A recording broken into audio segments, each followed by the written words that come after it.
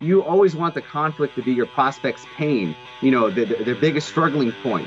So when you're telling a story about that, you're really digging deep into their own personal pain. Hey, podcast listener, you're about to discover insider tips, tricks, and secrets to making more sales and converting more prospects into customers with email marketing. For more information about the Email Marketing Podcast or the Autoresponder Guide, go to dropdeadcopy.com/podcast.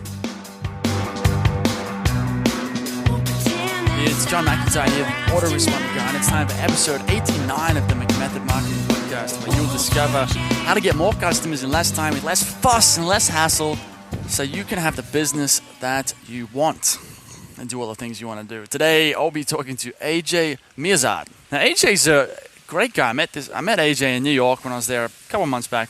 He's a fitness guy. He's absolutely ripped. I mean, you check out this guy's Facebook photos. And he mentions his Facebook in this interview, so you get to hear about that.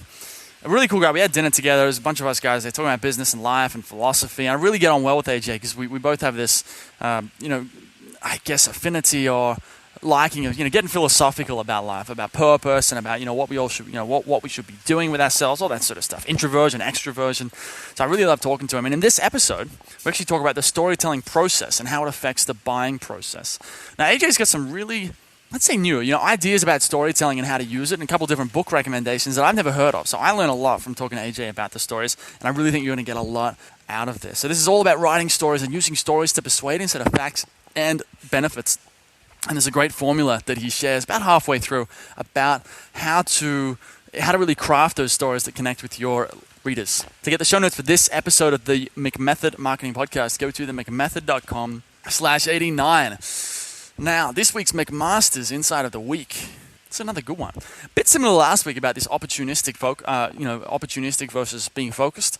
And this one is you've got to take a holistic view of business instead of just tactical.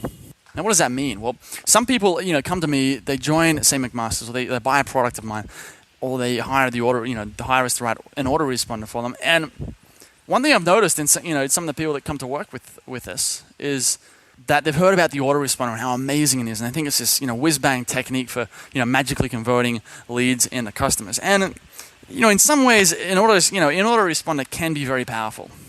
I'm not denying that, but there's a mindset that some people have with this, where they think they're looking for that the latest and greatest tip, the latest and greatest tactic that's going to explode their business. And it's just not, that's not how it works. You've really got to have that holistic view of business. That's a bit of a funky word there, but just like business is business. You spend a certain amount to acquire a customer, and then you sell them a certain amount of stuff with a certain value, and hopefully to make a profit. So that's how I break down business. Is you've got, let's say you spend $1 or $100 to acquire a customer through advertising or SEO or somehow. You spend $100 worth of resources to acquire a customer, and then you sell $200 worth of products to them. It might be one product, it might be several, over the lifetime of that customer interaction. Therefore, you have an average profit per customer of $100. That's business in a nutshell. Is you buy customers and you sell them stuff, and you optimize the whole thing so you're making a profit, and then you make the whole thing repeatable. So that you can, buy the customer for 100 and make 200 from them, and do that over and over and over and over again, infinitely. Okay, that's business in a nutshell. But that means that you can't just plug an autoresponder in, right? You've got to have something. First you got to have people that can buy something that actually have a problem that's solvable, and then you have to have stuff to sell them. If you don't have that yet, there's no point dropping in an autoresponder into the business, right? If you haven't got your paid traffic dialed or your traffic side of things dialed, an autoresponder is, it's great to get it set up first, but it's not this magic thing, right? It's not just gonna, set up an autoresponder and bang, you're making money. It's not that. In some ways it's not that simple, but in some ways it's even simpler. So that's the McMaster's Insight of the Week today. That you really got to take that big picture view of business, that 40,000 foot view, where maybe you need an autoresponder, maybe you do, right? But maybe you need to focus more on paid traffic, or maybe you need a good sales funnel and sales chart, sales flow. So that's it for today's McMaster's Insight of the Week. If you want to learn more about McMaster's and get more insights, business growing insights like this, you should join McMaster's. It's a private community, private forum, a bunch of products in there, and I'm in there every day posting as well. You can get advice from me, from the other people in there. It's a great place to grow your business and get more customers. So if you want to learn more about that, that's at themcmethod.com/McMasters. Now, that's it for now. I want to get into this interview with Mr. AJ Mihrzad. It's John McIntyre here, the autoresponder guy. I'm here with AJ Mihrzad. Now, AJ is the owner of Life Fuel Fitness, which is based in Great Neck, New York, and he's the founder of Life Fuel Supplements, along with a fitness software called Lean Buddy. He's also the author of the best-selling book, The Mind-Body Solution, Train Your Brain for Permanent Weight Loss, where he proves that the key to a better body is that it's in shape, energized, and youthful is a healthy brain, which is I 100% agree with. AJ's a fitness professional. He's got a master's in psychology, and he's also been featured in Men's Fitness and on bodybuilding.com. That's awesome, and he's a keynote speaker at various events. Now, I met AJ about a month ago. We're recording this at, not at the Titans of Direct Response seminar, but we actually went into New York one night. I had dinner with a few people, and AJ was one of the guys that came along, and we had a chat. And then we had a chat actually a couple of weeks back to talk about copywriting and marketing and everything like that. I was like, this guy sounds like he'd be worth getting on the podcast. And that part there about men's fitness and bodybuilding.com is 100% true, because I've seen AJ's photos on Facebook, and this dude is ripped.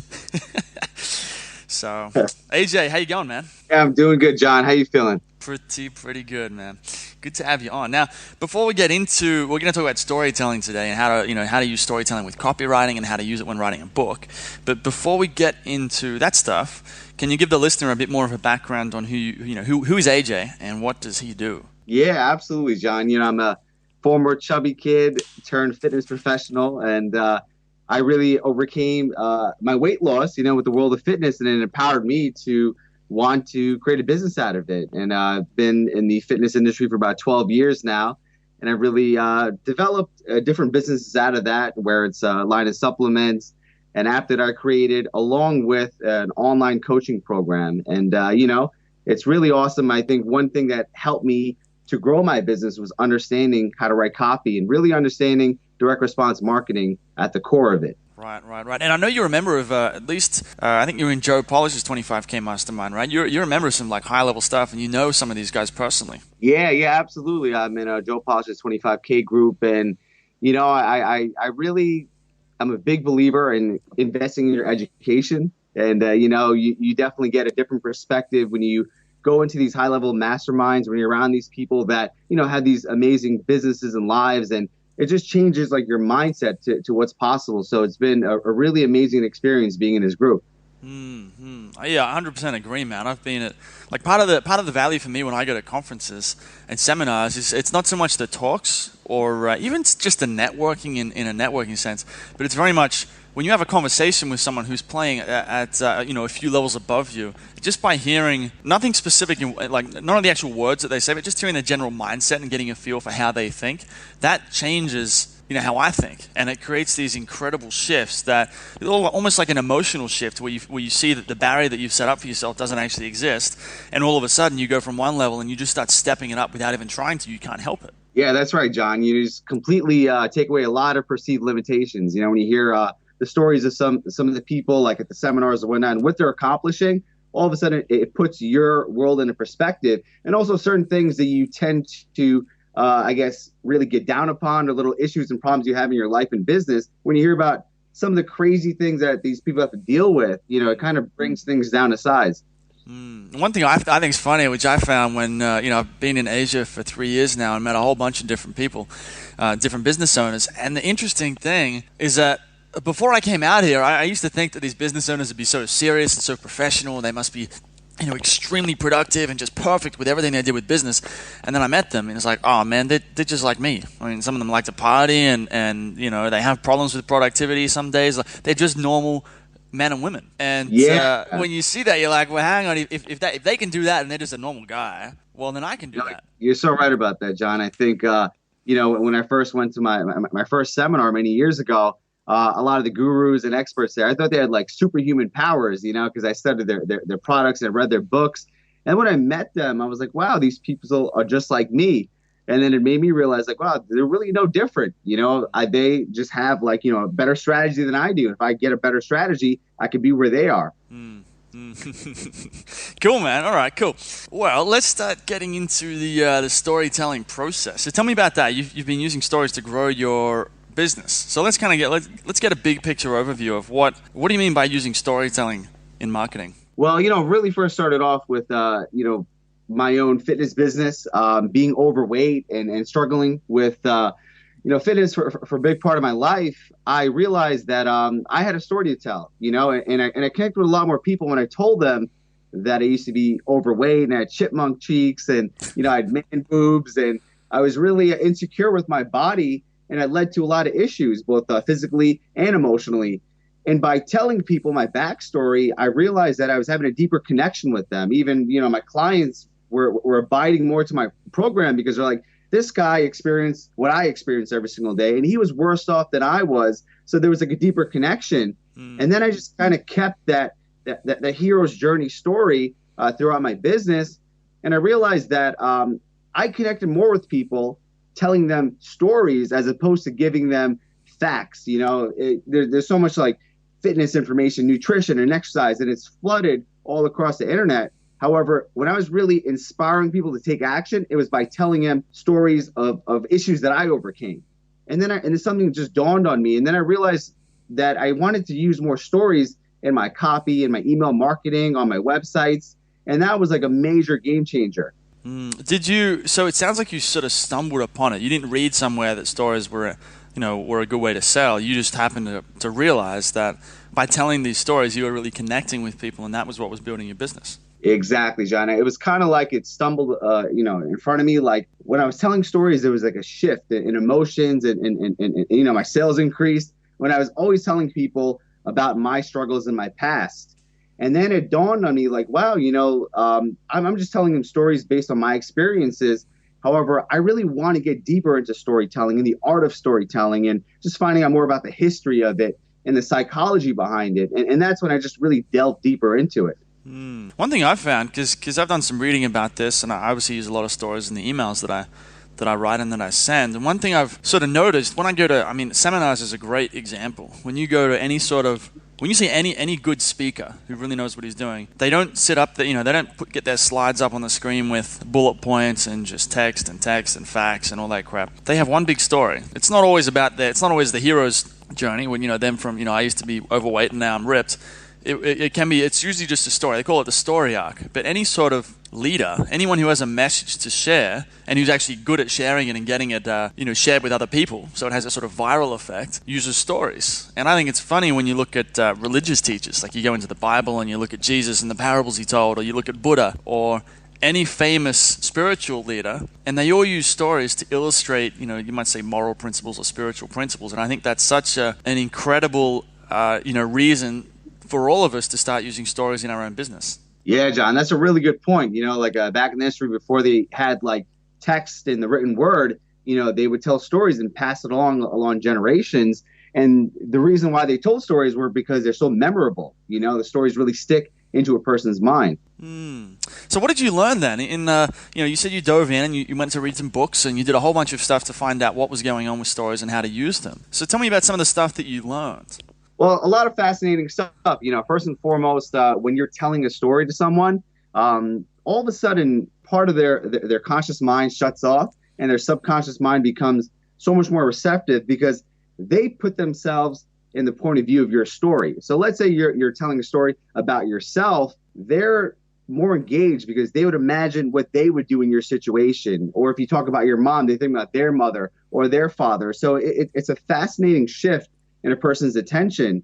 And also, let's say when you're writing a story, someone's reading it, whether it's your copy or your website, a person becomes a lot more engaged because they want to know how that story ends. So typically, by telling a story, you're going to get a person a lot more engaged into reading, a bigger block of text. And what was really fascinating was this study that I came across, and it was about this ceramic horse that these scientists got for like 99 cents, and they put it on eBay.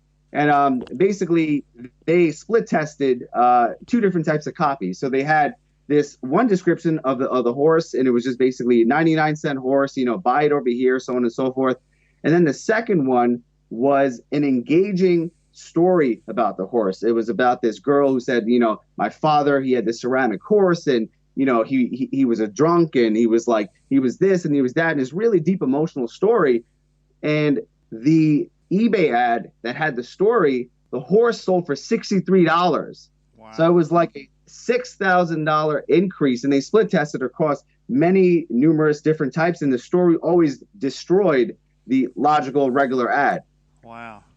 Well, I think right now that someone's listening to this and they're probably thinking, well, that's great. I understand that because I've spoken about this before on this podcast, but the storytelling is great. But a lot of one of the big challenges that people have is, they're thinking, I'm not a storyteller. I don't know how to write stories. So what's your advice to someone like that? Well, that's great, because I struggled with it initially myself, and I just read a lot of books on storytelling, just a lot about how to even write a screenplay, because that's telling a story with visuals. And I came across this great book, and it's called Immediate Fiction by Jerry Cleaver. And it gives this great framework for telling a powerful, engaging story. Okay. So can you give me a summary of sort of what's the framework? Sure, absolutely. So he discusses this framework, and it's called CARES, CARES. So prior to writing a story or coming up with an outline, you put a part of the story in each of these words. So let's say C is for conflict, A is for action, R is for resolution, E is for emotion, S is for showing. Okay? So let's say, for example, you want to tell a story. I'll give one that I did to my clients about a time where I almost got smothered by a pair of breast implants. And I always start stories off to be very engaging, and that's why C is the most important one. The first part of the story has to be like conflict. Okay, so it has to be like something where it stops the reader and it creates an emotional connection. So conflict. I almost got smothered by a pair of breast implants. Okay, action. I hired a trainer from a local gym to train me. So basically, I'm building up some type of action, and then I go into the R, the resolution. So basically, I discuss a story about me going to a gym, hiring a trainer with big breast implants that almost smothered me. And then from that point on, I went about how, visually she was very appealing, but, she wasn't the best trainer. So I was just discussing how it's better to hire an expert if you hire an amateur. So in a sense, I was telling a story through this experience that I had. That's conflict, action, resolution. The next one is emotion. Okay, so basically, whenever you're telling a story, you want to elicit emotion from your reader. And instead of using the actual word, you want to show emotion. That's the last one, S. Okay, so showing, not telling. And a great example is let's say, for example, if you want to express in your story that the person was angry, instead of saying he was angry, you could say his face was red and his nostrils were flaring. Okay, so this creates a powerful visual in your reader's mind, and it connects a lot more into the story, gets them a lot more engaged. And there's this phenomenal book that I highly recommend. It's called The Emotion Thesaurus, and it's written by a group of psychologists. It discusses every single emotion in the human realm, and it gives the actual visual interpretation of it. Okay, so let's say it'll say anger, but it'll show how anger is expressed externally, internally. So it's like this amazing resource if you're writing fiction, if you're telling stories, to really captivate the reader. I love that. We talked about this a few weeks ago with this idea of that's something I've never heard before. This idea, instead of saying someone's angry or someone's mad or someone's happy or whatever it is, you talk about their body language, for example, yes, and their behavior. And I think that's it's such a small thing, but it's also such a huge thing that I think if someone they're already telling stories and they say sales copy or something like that, if they start using those ways of describing it, I think it will connect so much more. Yes, no, exactly, John. For example, if you're trying to tell a story about confidence, you could say the man was insecure, or you could say he was looking down, his shoulders were slumped, and he was just walking very slowly. So it's just basically you're saying the same thing, but you're creating this powerful visual that the reader keeps inside their mind. Right. What's fascinating about that actually is that because you learn some of this stuff with Tony Robbins, to actually consciously think about what that means if someone's shoulders are down or if their head's down. But it's funny that you don't have to know that. People don't have to know those things to know what that feeling would be. If you describe someone with their shoulders slumped and the head down and the walking slow, what do you think this guy's feeling? Well, it's probably sad or it's probably a bit depressed. Everyone's going to say that. It's crazy how universal this stuff is. Yeah, no, that's a great point. I'm a huge fan of Tony Robbins, and his take on human physiology is exactly true. And it's fascinating too, because in this book, when it goes into confidence and happiness, when you actually start to read the descriptions and you start acting them out, you'll notice your state and mood change very quickly. So tell me about how do you take a story once you've got this framework. You've got a story about it could be like a story like yours where it's going from overweight to being ripped, or getting smothered by big fake breast implants, or any story. How do you take a story like that and use it in your marketing? Because some stories are going to be better than others. Absolutely. Like I always say, start with the conflict. And the key thing is you always want the conflict to be your prospect's pain, their biggest struggling point. So when you're telling a story about that, you're really digging deep into their own personal pain. You're bringing that out, and then slowly and very implicitly, you're discussing how your product or service is going to be the solution to their pain. It's going to get them out of that hell that they're in. But, a great marketer, a great salesman is really a master of triggering pain, because when you could trigger your prospect's pain and then offer a solution to resolve that, you could do that very powerfully with a story. I like that. I've never heard anyone frame it up quite that way, with the idea of, obviously with the headline, is to enter that conversation that's going on in someone's head. But to think about, well, what emotion are they feeling? When they wake up each morning, what are they pissed off about? What are they upset about? What do they think when they look in the mirror in the morning? And then find a headline or find a hook that kicks off the story with, and that's your conflict. That's your opening for the story. Here's what the story's about: is I looked in the mirror and I felt like a loser, or something like that. Yeah. Cool. No, this is John. Because I guess like sales in the simplest way is you're triggering someone's pain, and then from that point on, you're offering some type of resolution. So it's like you're trying to get someone so thirsty, so parched, so dehydrated, and then your product or service is going to be that glass of water that they need, Exactly. I thought it was funny a minute ago, actually, when you said that a great marketer is a master of triggering pain. And I think that's so true. And actually, a couple of weeks ago, I did a presentation, and one of the parts of the presentation was talking about how really, I think with a story or with any sort of marketing, you've got, number one, you've got to get someone's attention, and number two, you just got to agitate them. You got to make them feel that pain so much that they take action on whatever you're offering. Yeah, no, John, that's a great point, because nobody's going to take action unless they hit rock bottom. They have to be in a place where you're triggering their pain, and they realize, wow, if I don't make any changes right now, my life is going to be a living hell. It's going to get worse off. So you're inspiring them to take action by triggering their pain. And the thing is with the story, it's a much better way. You can talk about, like you said, you can say angry. You must be angry that you're overweight. But if you tell a story about a guy whose body language says that he's angry because he's overweight, it gets the person, it triggers that pain in someone much more powerfully than if you just talk about what sucks about, being overweight.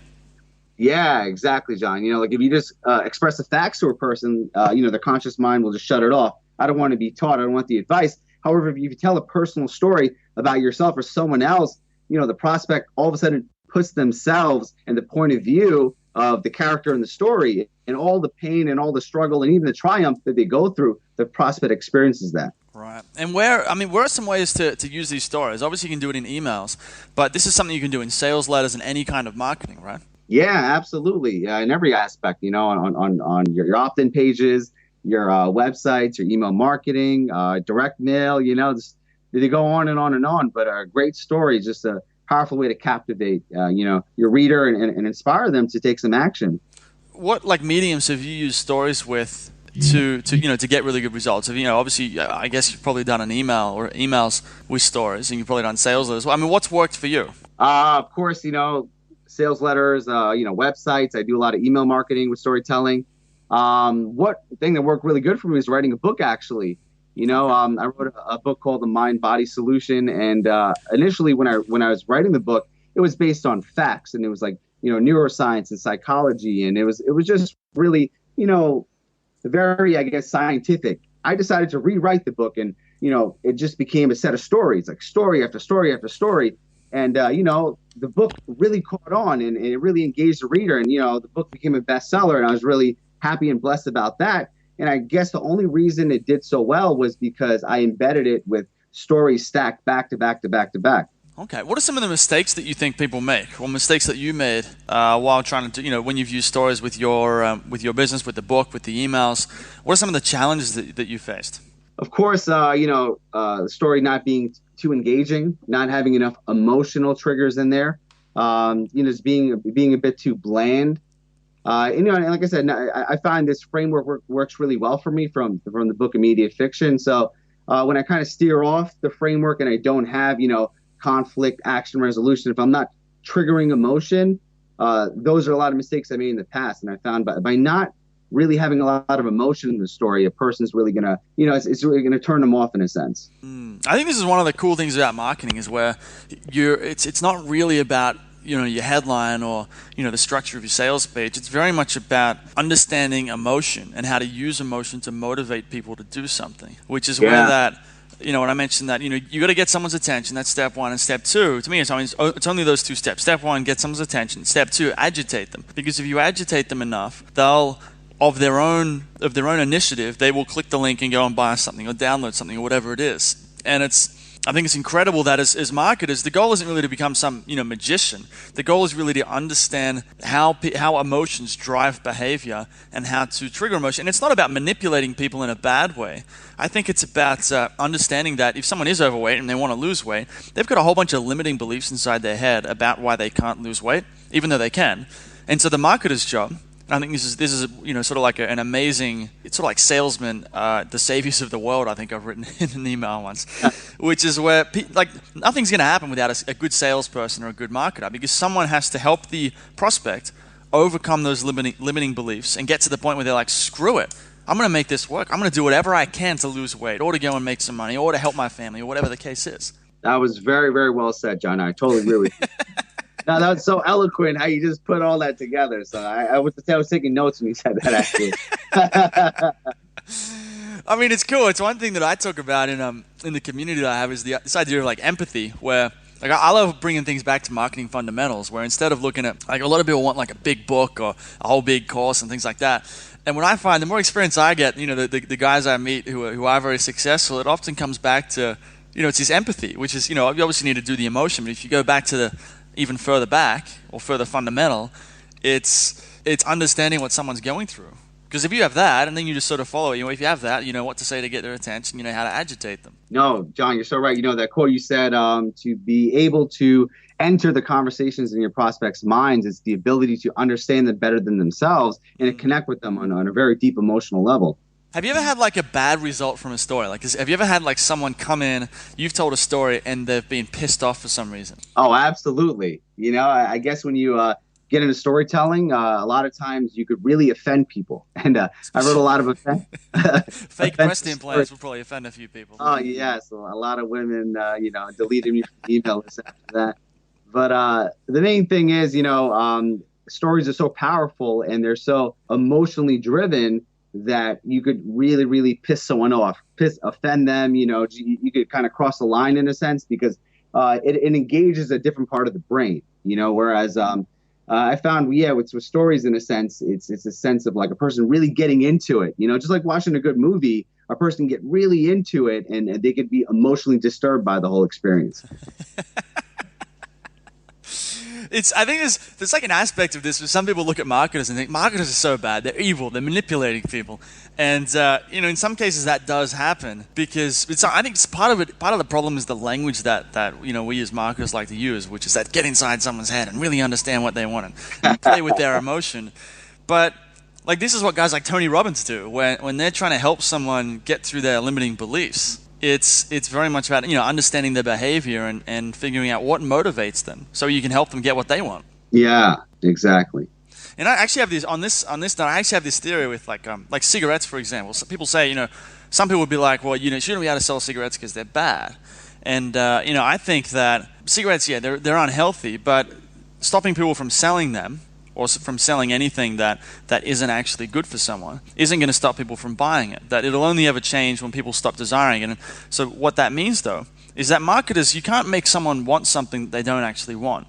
You've got to find what they already want, which, if it's weight loss, then they're probably going to be wanting more energy. They want more time with their family. They want more, respect from people of the opposite sex or something like that. Like when you find out but if they don't want those things, you can't sell them anything. So it's an interesting thing about marketing. Even with the best story, if they don't want what you're offering them, no amount of persuasion is ever going to get them there, which is it's an interesting thing because you can't make someone do what they don't want to do. So I think that with marketing, you're really just channeling desire, not creating it. No, that's a really good point, John. I just thought about the whole aspect that people move towards pleasure and away from pain. And a great marketer is able to, push a person so close to that pain that they'll do anything to get away from it. So they'll actually go towards stuff that they never did before. And that's a really interesting concept. And what do you think about, there's tons of different, story formats. I think there's, it's Kurt, what's that guy's name? Kurt Vonnegut? I never know how to say it. That guy, he's got... There's an infographic of 8 different storytelling formats. You can look at these online. They're all free, I think. Just look at different storytelling formats. Do you ever use those kind of things? Yeah, I mean, I'm a huge fan of Joseph Campbell and his hero's journey.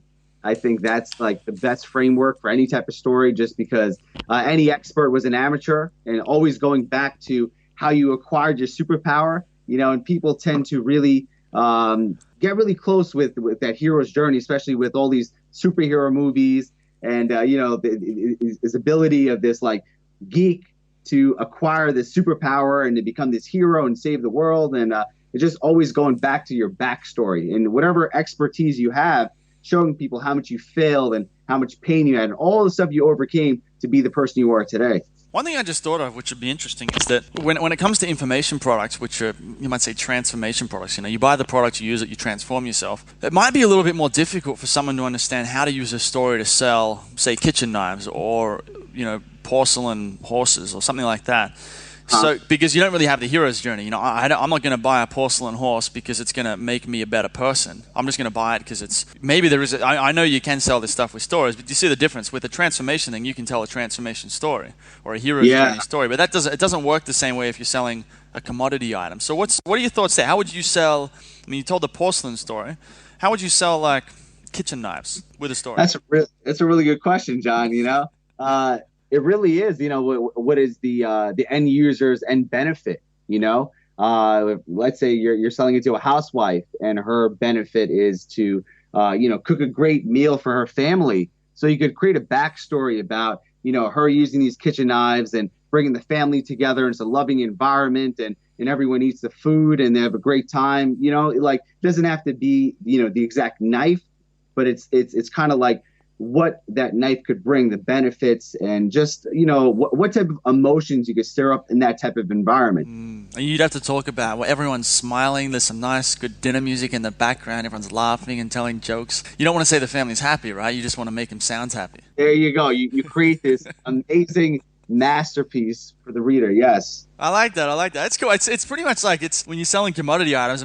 Sometimes it will be about the commodity, but it's very much about, it's not really about the product. They want kitchen knives, but really they want that feeling, like you said, the feeling of a great family or, a delicious, juicy steak that they've cooked on their brand new barbecue or whatever it happens like that. My mouth is watering when you said that. Cool, man. Well, right on time here, but before we go, if the listener wants to learn more about you, about the fitness stuff, or I don't know if you have anything about the story stuff, where's the best place for them to go? Sure. I'm really active on my Facebook. You can just add me on there. It's Facebook.com/AJFit, AJFIT. And if you want to get an example of storytelling and embedding different facts with it, you could check out my book. It's $3 on Amazon, The Mind Body Solution by AJ Mihrzad. And, anything I could help you with in terms of your storytelling process or even just some great resources that I've used over the years, by all means, just hit me up. Cool. Okay. I'll have links to that in the show notes at themethod.com. AJ, thanks for coming on the show, man. Hey, John, thanks for having me, buddy.